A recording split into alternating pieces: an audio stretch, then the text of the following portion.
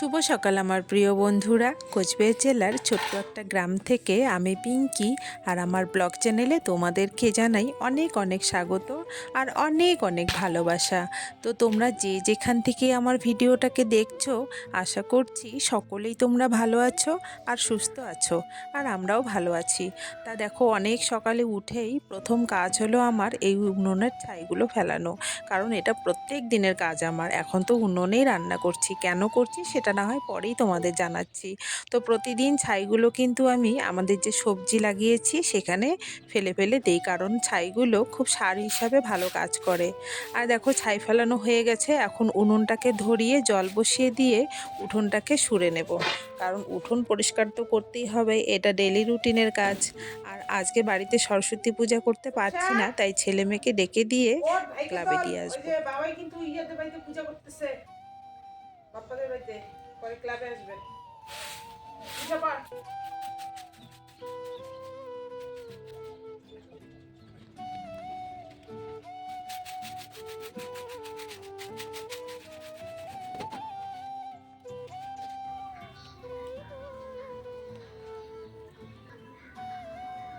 আমি যখন ছোট ছিলাম বন্ধুরা, সরস্বতী পূজার আগের দিনই হলুদ, মানে কাঁচা হলুদ এইভাবে বেটে, এইভাবে তো না, শিলনোড়ায় বেটে আগের দিন সরষের তেল দিয়ে মেখে কাপের মধ্যে রেখে দিতাম। আর সরস্বতী পূজার দিন সকালবেলা ঘুম থেকে উঠেই মানে হলুদ মেখে, সেদিনে সাবান দিতাম না, হলুদ মেখেই স্নান করতাম। তাও কি আবার পুকুরে ডুবে ডুবে স্নান করতাম। আর এখন তো বাচ্চাদের জন্য সেই গরম জল, মানে বিশাল ব্যবস্থা আর কি। ঘষে দেখলাম রং ঠিক আসছে না, তাই পাটাতে একটু বেটে নেই, কারণ আমার ওই ছোটোবেলার দিনগুলো খুব মনে পড়ে, জানো তো, সেই শিলনোড়াতে হলুদ বেটে সরস্বতী পূজার দিন আর সংক্রান্তির দিন হলুদ দেওয়া। তো আজকেও সেভাবেই আমরা সকলেই হলুদ দেব, তাই শিলনোড়াতে বেটে বেশ হলুদ হলুদ করে নিলাম। আর একটুখানি সর্ষের তেলও দেব, আগে দিতাম, ওই অভ্যাসটাই রয়ে গেছে, তা বেশি দেব না, ছেলে মেয়ে আবার বুঝতে পারবে, তাই অল্প করেই দিচ্ছি। না, হলুদ বাসছি তো। আমরা আগে উলু দিতাম, জানো তো। হ্যাঁ, উলু দিতাম তো। ওঠো ওঠো। দেখো বন্ধুরা, ঈশান স্নান টান করে একদম রেডি হয়ে গেছে। কেমন লাগছে ওকে দেখতে? খুব ভাল লাগছে না? আজকে সরস্বতী পূজার দিন খুব সুন্দর করে সেজেছে কিন্তু।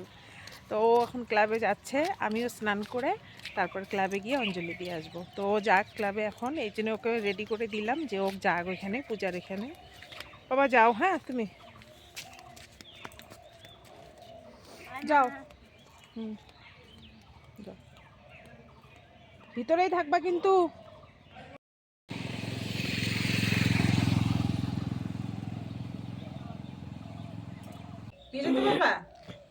চলো আমি দিয়ে আসি তাহলে।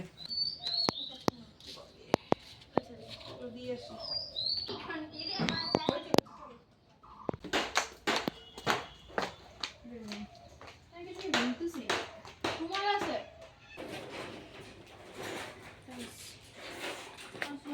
হুম, টাটা। তাকায় দিকে,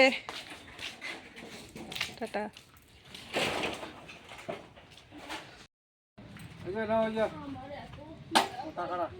একবারে 6টা টিন নিলে ভালো হইতো না? হ্যাঁ না, ওই যে বেড়ার জন্য লাগবে যে বললা, 6 ফুট। ও, তা একটা ঘর দিচ্ছি বন্ধুরা, তারই জন্য টিন আসলো। আর এদিকে দেখো রান্না বসিয়েছি। সকালে তো আমরা সবাই মিলে ক্লাবে অঞ্জলি দিয়ে সেখানে খিচুড়ি হয়েছে, খিচুড়িও খেয়েছি। আর মেয়ে তো বেরিয়ে গেল পুজো টুজো দিয়ে, কারণ ও একটু আজকে ঘুরতে যাবে। ও কোনোদিনও সরস্বতী পূজার দিন ঘুরতে যায় না, তা আমাদের পাড়ারই ওর বোনরা খুব বায়না করেছে যে ওদের সঙ্গে একটু আমাদের এখানেই ঘুরতে যাবে। তা ও বেরিয়ে গেল আর আমিও রান্না চাপিয়ে দিলাম, কারণ অনেক দিন ধরে গ্যাস নেই, গ্যাসটা তুলতেও পারছি না, কারণ কারণ আমাদের গরিবের সংসারে টানাটানি লেগেই থাকে, তাই অল্প অল্প পয়সা জমিয়ে একটা ঘর দিচ্ছি, সেটাও তোমাদের দেখাবো। এবং কিসের ঘর সেটা না হয় পরের ব্লগেই বলবো।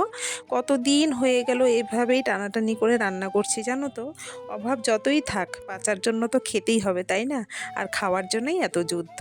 তা দেখো এদিকে রান্নাবান্না করছি, খুব মানে শর্টকাট রান্না করছি। শর্টকাট রান্না বলতে কালকের ডাল রয়েছে অনেকগুলো, আর এখন কাঁচা কলা আলু ভাজা আর ছোট মাছ নিয়ে আসে, সেগুলো দিয়ে একটা চচ্চড়ি করব। তা ওই যে ঘর করছে দেখতেই পারছো তোমরা, টিনগুলো লাগানো হয়ে গেছে, এখন বেড়ার কাজটা বাকি আছে।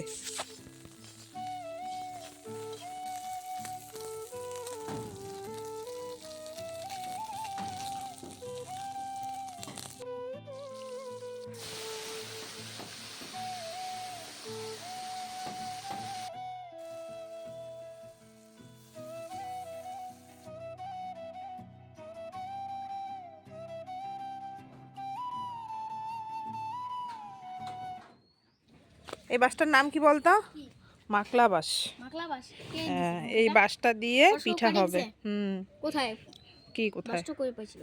আমাদের বাস এগুলো এগুলা ওদিকে? না, আমাদের যে খেতে আসছে যে বাসগুলা, খারুয়ার পরে আমাদের জমি আছে না, ও ওইখান থেকে কাইটে নিয়ে ওটা এসছে। আমাদের জমি, মানে নিজের? এই পিঠাটা করতে নিজের লাগ জমি? হুম তাহলে আমি একটা জমি, জমি না ওখানে আমি বেচবো মা তো। জমি বেচবো তো। আমি অল্প একটু জমি আধা দিয়ে এগুলো এই যে এগুলার ভিতরে পিঠার ইসুগুলা ঢুকাবো, তারপর আগুনে পোড়া দেবো, পিঠা হয়ে যাবে। তাই এখানে তোমরা একটা বাঁশ দেখতে পারলে, এটা আমাদেরই বাঁশ। তো দাদাকে বলে আমি একটা বাঁশ কাটিয়ে নিয়ে এসেছি কচি দেখে। একটা পিঠা করব, সেই পিঠা করতে গেলে এরকম কচি বাঁশেরই দরকার। তা রান্না বান্না হয়ে গেছে, এখন নিয়ে আসলাম ঘরে, আর ডালটা গরম করে দাদাদের খেতে দেব। অনেক দিন পরে এই পিঠাটা খাবো, জানি না কিভাবে বানায়। ছোটবেলায় যেভাবে দেখেছি ওইভাবেই করার চেষ্টা করব। আদৌ ঠিকঠাক হবে কি না আমার ঠিক জানা নেই, তবে চেষ্টা করব। ওই হলো 4টা, আর একটা হবে। তোমরা যারা আমার প্রতিনিয়ত ভিডিও দেখো তাদের অনেক অনেক ধন্যবাদ আমার পাশে থাকার জন্য। আর আজকের ভিডিওটা যদি বন্ধুরা তোমাদের ভালো লাগে তাহলে বন্ধুদের সঙ্গে কিন্তু শেয়ার করতে একদম ভুলো না। আর এইভাবেই সবসময় আমার পাশে থেকো। তোমরা সকলেই ভালো থেকো, এই কামনাই করি। আজকের মতো এখানেই বিদায় নিচ্ছি।